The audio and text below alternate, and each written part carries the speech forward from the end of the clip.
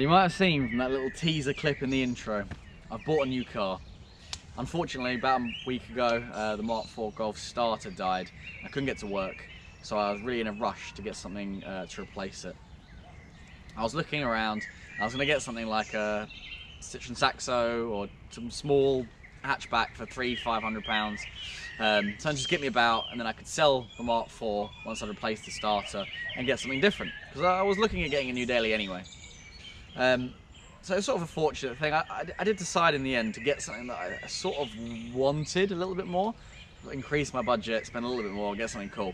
Well, I think it's cool. So, found this in Scarborough, about an hour and a half from me. Rang my friend and I was like, right, can we go have a look at this? Yeah, of course. Jumped in his car, off we went, and well, I bought it on the spot because I just think it's incredibly cool, and I wanted something that wasn't a Volkswagen. So let me show you what it is. As you can see, this is a 2003 Isuzu Trooper, and I absolutely adore it.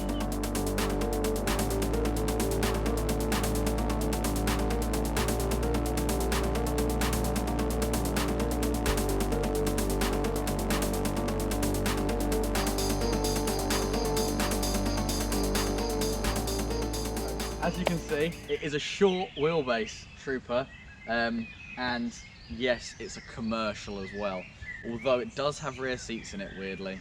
But yeah, no rear windows, and being a commercial, it means it's also got the limited slip diff on the back, and some other little bits and pieces that the sort of non-commercial one didn't get. As you can see, it's absolutely tatty as anything. I did buy it from a farmer who used it to put sheep and goats in the back, and then they got mountains, or they go to the mountains, get the sheep, put them in, take them to the vets if they needed to. So there are some interesting things like inside. There's a bit of rope where they used to tie the animals off when they were in the back. It's very, very weird.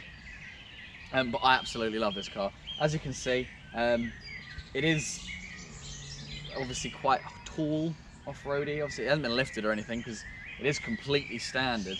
But I've been off-roading quite a bit in it in the past week, and it has not failed me once. The only sort of downside to it is the tattiness of it. I'll show you in a second. Lots of the lights are smashed. As you can see, there's a massive key down the door. My shadow's sort of in the way there. But it does mean that when I go off-roading, I can just plough through trees and stuff, and I don't really care. We've got a hole in the indicator here.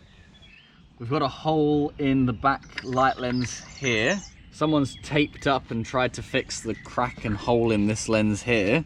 Hasn't worked. Already blown a bulb in this one. Another feature of this Isuzu is quite bad rust on the body.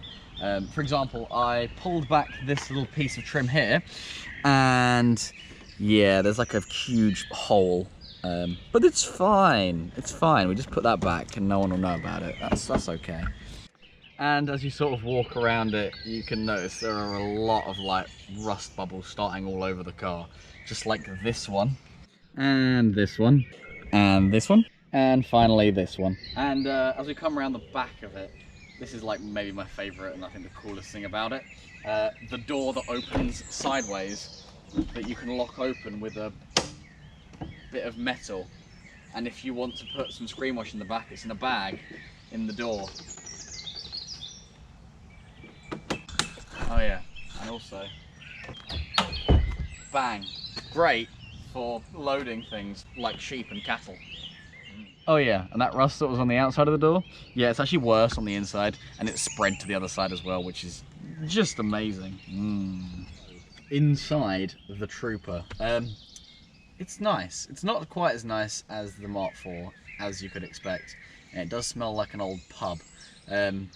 Another thing is, this driver's seat's sort of collapsed a little bit, making it a little uncomfortable to drive. But the passenger seat's fine, so when everyone gets in, they just go, oh, it's well comfy in here, isn't it? And I'm sat in the driver's seat like, oh, it's great, terrible, oh, no, amazing. But But it does have some cool things in here. So there's a button to pre-warm the glow plugs for when it's being used in like -20 weather. There's also AC, which I found really strange, and I spoke to an owner of these, and he said it was quite a rare option. If it is, cool, but I don't know. Obviously, as you can see, it's got 4-wheel drive, selectable high and low. Does work, which is awesome. And that's really sort of it.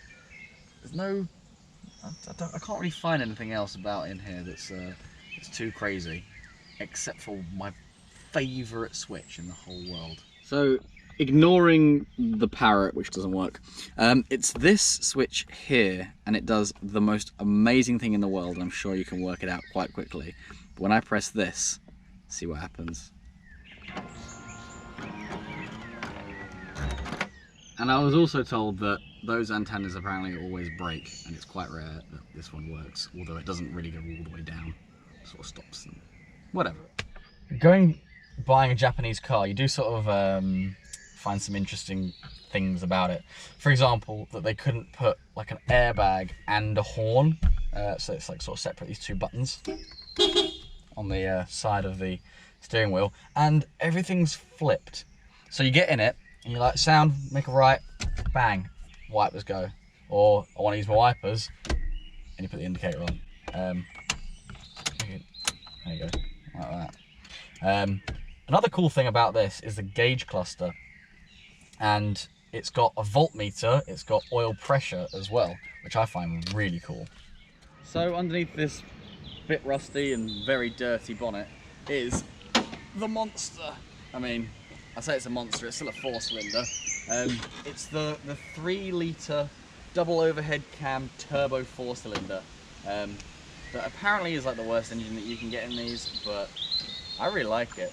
It's definitely not fast, but it has some get up and go, and it's fun when the turbo kicks in. You can definitely feel it.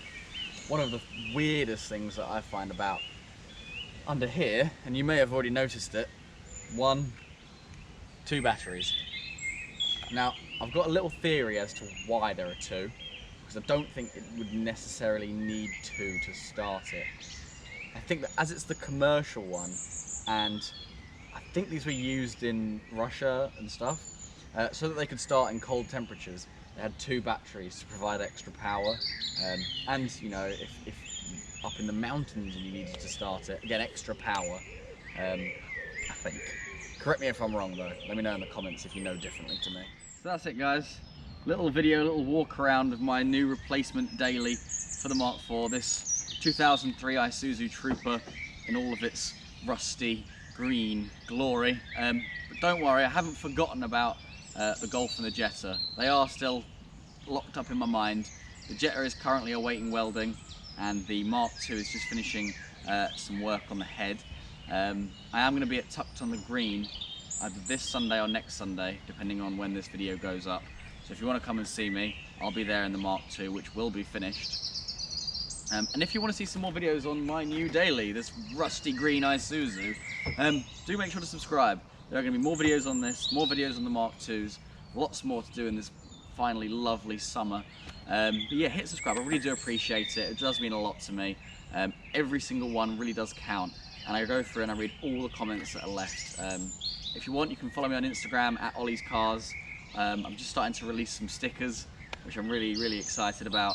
And yeah, just, you know, keep the love coming. I do love it, guys. Like the videos, and I'll see you in the next one.